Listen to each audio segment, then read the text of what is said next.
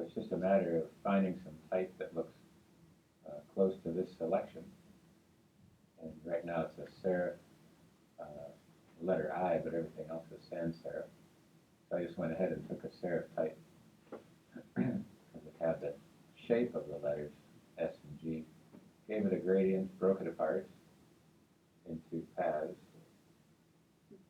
and gave it an overall gradient that has the reflective part of a metal, kind of a slight oil slick, and took the stroke to make that a little thicker, and then just took the pen tool and started to create a shape that has a 45-degree angle on the back piece, and then each individual letter sometimes had a space in there enough to show that 45-degree angle.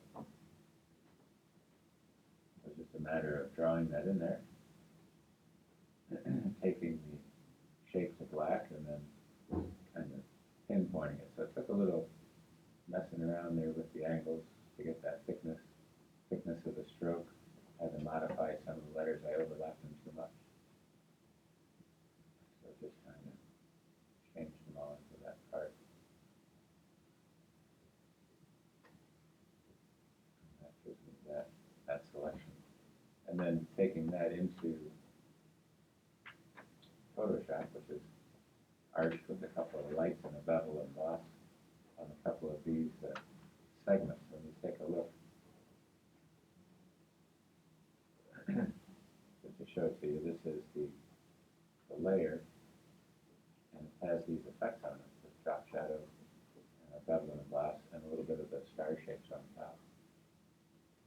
It kind of gives that overall look. And then I just rotate it a little bit, hit the tab key, and then just did a screenshot of this in order to